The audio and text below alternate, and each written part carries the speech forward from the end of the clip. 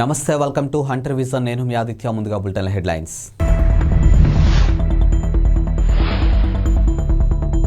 ప్రధాని మోదీని ఎవరూ భయపెట్టలేరు, రష్యా అధ్యక్షుడు పుతిన్.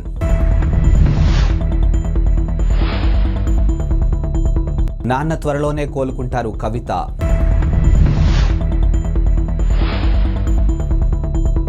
రెవెన్యూ విలేజ్గా ప్రొఫెసర్ జయశంకర్ స్వగ్రామం అక్కంపేట ఆదేశాలు జారీ చేసిన ప్రభుత్వం.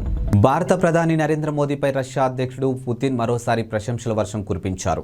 ప్రజా ప్రయోజనాల కోసం కఠినమైన నిర్ణయాలు తీసుకునేందుకు మోదీ వెనకాడరని వ్యాఖ్యానించారు. ఇక ఇరు దేశాల మధ్య అన్ని రంగాల్లో బలోపేతమవుతున్న సంబంధాల గురించి పుతిన్ ఓ చర్చా కార్యక్రమంలో మాట్లాడారు. ఇందుకు సంబంధించినటువంటి వీడియోను రష్యా ప్రభుత్వం టెలివిజన్ ఆర్టీ న్యూస్ నెట్టింటా పంచుకుంది. ఇక జాతీయ భద్రతా విషయంలో మోదీ నిక్కచ్చిగా వ్యవహరిస్తున్న తీరును తనకు ఆశ్చర్యం కలిగిస్తుందని పుతిన్ పేర్కొన్నారు.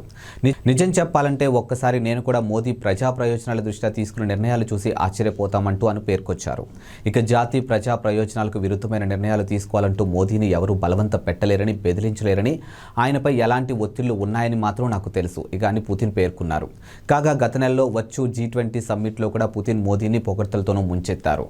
బీఆర్ఎస్ అధినేత మాజీ ముఖ్యమంత్రి కేసీఆర్ నిన్న అర్ధరాత్రి గాయపడిన సంగతి తెలిసిందే. ఇక ఫామ్ హౌస్లోని బాత్రూంలో ఆయన కాలు జారి పడ్డారు. ఈ ప్రమాదంలో ఆయన తుంటి ఎముకకు ఫ్రాక్చర్ అయింది. ఇక ప్రస్తుతం ఆయన సోమాజిగూడలోని యశోద ఆసుపత్రిలో చికిత్స పొందుతున్నారు. ఈ నేపథ్యంలో కేసీఆర్ కుమార్తె ఎమ్మెల్సీ కవిత ఎక్స్ ట్వీట్గా స్పందిస్తూ కేసీఆర్ గారికి స్వల్ప గాయమైందని, ప్రస్తుతం ఆయన ఆసుపత్రిలో వైద్య నిపుణుల పర్యవేక్షణలో ఉన్నారని తెలిపారు. ఇక అందరి ప్రార్థనలు, ఆకాంక్షలతో నాన్న త్వరలోనే కోలుకుంటారని చెప్పారు. మీ అభిమానానికి ధన్యవాదాలని ట్వీట్ చేశారు. తెలంగాణ సిద్ధాంతకర్త ప్రొఫెసర్ జయశంకర్ స్వగ్రామమైనటువంటి హన్మకొండ జిల్లా ఆత్మకూరు మండలంలోని అక్కంపేటను రాష్ట్ర ప్రభుత్వం రెవెన్యూ గ్రామంగా గుర్తిస్తూ నిన్న ప్రాథమిక నోటిఫికేషన్ జారీ చేసింది. ఇక ముఖ్యమంత్రి రేవంత్ రెడ్డి ఆదేశాలతో ప్రధాన కార్యదర్శి శాంతికుమారి నోటిఫికేషన్ విడుదల చేశారు. ఇక అక్కంపేట ప్రస్తుతం పెద్దాపూర్ రెవెన్యూ గ్రామంలో భాగంగా ఉంది. అలాగే ముఖ్యమంత్రి ఆదేశాలతో ఆదిలాబాద్ జిల్లా ఇంద్రవెల్లి బి గ్రామంలో అమరవీరుల స్తూపం సమీపంలో స్మృతివనం అభివృద్ధి సుందరీకరణ కోసం ఎకరం భూమిని కేటాయిస్తూ ప్రభుత్వం మరో నోటిఫికేషన్ జారీ చేసింది.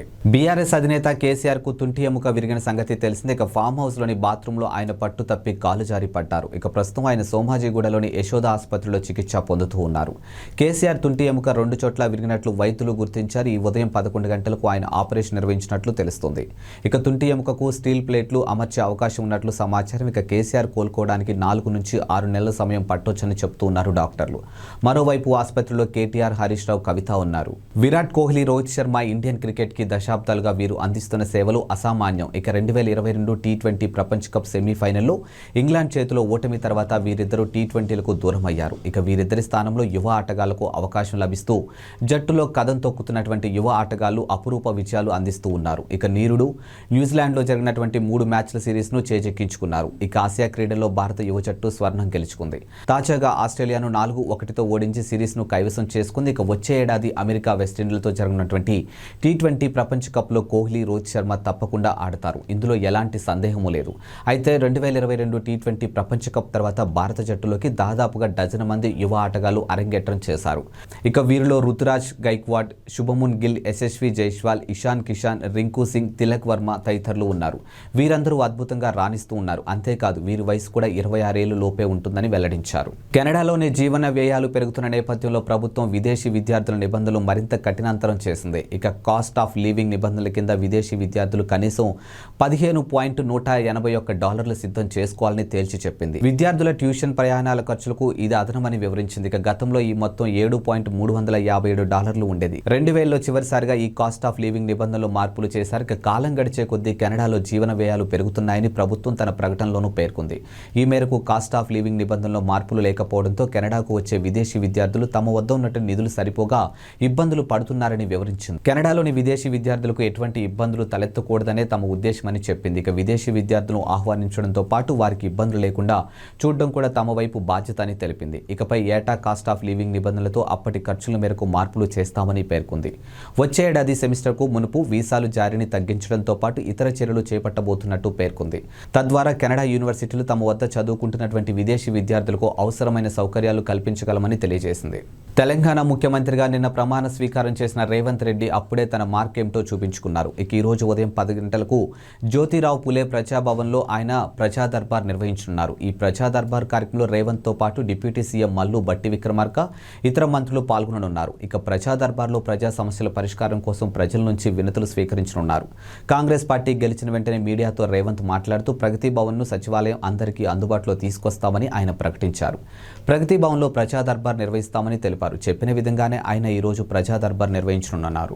జమ్మూ కాశ్మీర్కు ప్రత్యేక ప్రతిపత్తిని కల్పించినటువంటి రాజ్యాంగంలోని ఆర్టికల్ 370ని రద్దు సవాలు చేస్తూ దాఖలైనటువంటి పలు పిటిషన్లపై సుప్రీంకోర్టు డిసెంబర్ 11న తీర్పు వెలువరించనుంది. చీఫ్ జస్టిస్ చంద్రచూడ్ ఆధ్వర్యంలో జస్టిస్ సంజయ్ కిషన్ కౌల్, సంజీవ్ ఖన్నా, బిఆర్ గవాయా, సూర్యకాంత్లతో కూడినటువంటి రాజ్యాంగ ధర్మస్థానం తీర్పు వెలువరిస్తుంది. ఇక సెప్టెంబర్లో ఈ పిటిషన్లపై విచారణ ముగియడంతో సుప్రీంకోర్టు తీర్పు రిజర్వ్ చేసినటువంటి విషయం తెలిసిందే. ఇక మొత్తం 16 రోజుల పాటు ఆర్టికల్ 370కి రద్దుకు సంబంధించి సుప్రీంకోర్టులో విచారణ జరిగింది.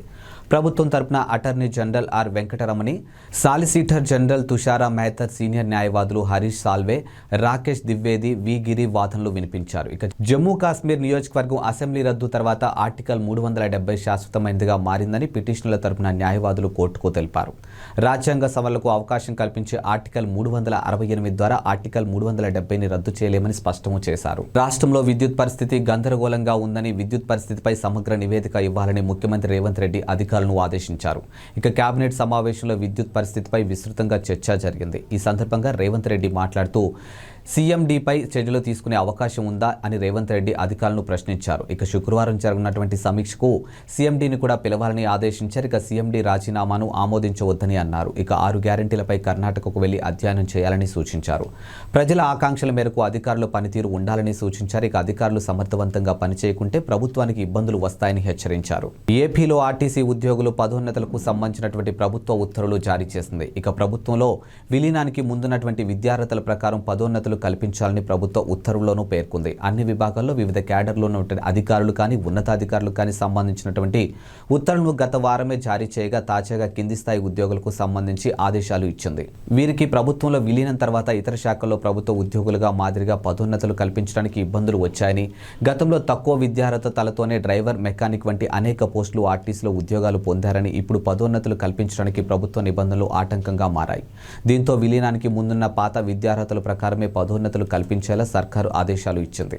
దీనికి సీఎం, సీఎస్, ఆర్టీసీ ఎండీకి, ఎంఎన్యూకి అధ్యక్ష ప్రధాన కార్యదర్శులు పివి రమణారెడ్డి, వై శ్రీనివాసరావు కృతజ్ఞతలు తెలియజేశారు. హీరో నితిన్ తన కెరియర్లో హిట్ల కంటే ఫ్లాప్లే ఎక్కువగా చూశారు. ఇక దీనికి కారణం ఎక్కువగా రొటీన్ సినిమాలు చేయడమే. అలా అని ప్రయోగాత్మకంగా చేసిన సినిమాలన్నీ ఆడేశాయా అంటే అది కూడా జరగలేదు. కాకపోతే ఆయన కొత్తగా చేసినటువంటి ప్రయత్నాలు మాత్రం ఫలించాయి. ఇక 2005 నుంచి 2011 వరకు అంటే సుమారు 6 ఏళ్లలో నితిన్ ఒక్క హిట్టు కొట్టలేదు. ఈ 6 ఏళ్లలో ఆయన 6 సినిమాలు చేస్తే అన్ని డిజాస్టర్లు అయ్యాయి. ఇక 2012లో వచ్చినటువంటి ఇష్క్ సినిమాతో నితిన్కు బ్రేక్ ఇచ్చింది. ఈ సినిమాలో మళ్ళీ నితిన్ కెరియర్ గాడిలో పడింది. ఇక అక్కడి నుంచి నితిన్ సినిమాలకు మంచి మార్కెట్ ఏర్పడింది. టీడీపీ జాతీయ ప్రధాన కార్యదర్శి నారా లోకేష్ పాదయాత్ర ఉమ్మడి తూర్పుగోదావరి జిల్లాలో ఉంది. ఈ నెల 17న యువగలం విశాఖలో ముగియనుంది.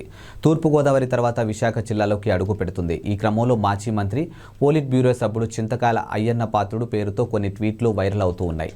లోకేష్ పాదయాత్రకు సహకరించిన అంటూ అయ్యన్న వ్యాఖ్యలు చేసినట్లు కొందరు టీడీపీ కార్యకర్తల పేరుతో ట్వీట్లు వైరల్ చేస్తూ ఉన్నారు. ఈ క్రమంలో టీడీపీ స్పందించింది. అవన్నీ ఫేక్ అంటూ క్లారిటీ ఇచ్చారు.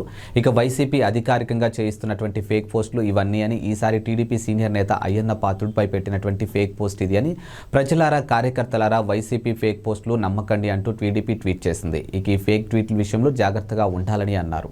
గతంలో కూడా టీడీపీ పేరుతో కొన్ని ఫేక్ ప్రెస్ నోట్లు కూడా వైరల్ అవుతున్న సంగతి తెలిసిందే. విశాఖపట్నంలోని ఏఎస్ రాజా గ్రౌండ్స్ వేదికగా జరిగినటువంటి బహిరంగ సభలో జనసేన అధినేత పవన్ కళ్యాణ్కి కీలక వ్యాఖ్యలు చేశారు.